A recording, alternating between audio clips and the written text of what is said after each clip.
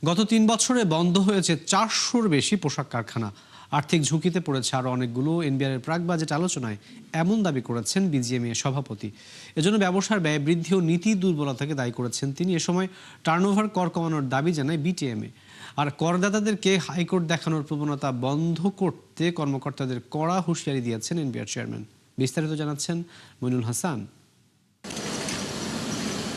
কয়েক বছরে জ্বালানি সংকট, উচ্চ সুদের হার, বাড়তি উৎপাদন ব্যয়সহ নানা কারণে সংকটে পোশাক শিল্প। ফলে চলতি অর্থ বছরে টানা ৮ মাস ধরে নেতিবাচক রপ্তানি প্রবৃদ্ধি।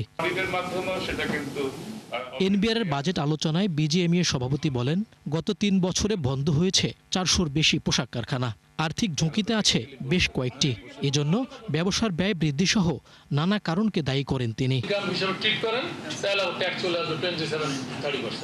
তো এটা আমি বলবো যে ওয়েভ করবেন, যেহেতু ইনসেন্টিভ এক ধরনের ভর্তুকি, এটার উপর যেন ট্যাক্স ইম্পোজ করা না হয়। আমাদের যে আপনি যেটা বলবেন, এটা আমি একটু পরে বোঝার চেষ্টা করবো, যে রিস্ক বেস অডিট সিস্টেম করবেন। এ সময় আসছে বাজেটে উৎসে কর কমানো ও রপ্তানিতে নগদ সহায়তার বিপরীতে ১০% আয়কর বাতিলের দাবি জানায় এই খাতের দুই সংগঠন।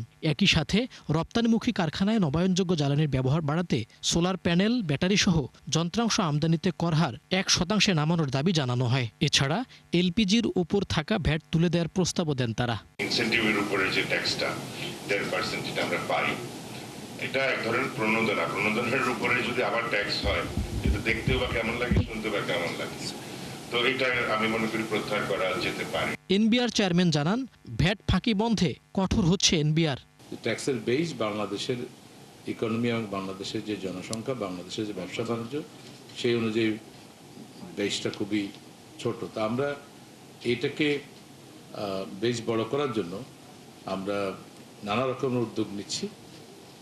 বিশেষ করে অটোমেশন করার ফলে আমাদের লাইফটা একটু সহজ হয়েছে। এ সময় পণ্য রপ্তানি আয়ের বিপরীতে পাওয়া কমিশন, চার্জ ও পারিশ্রমিকের উপর অগ্রিম আয়কর কমানোর দাবি জানায় বাইং হাউস অ্যাসোসিয়েশন। দ্রুত চলে আসবো, মইনুল হাসান, ৭১, ঢাকা।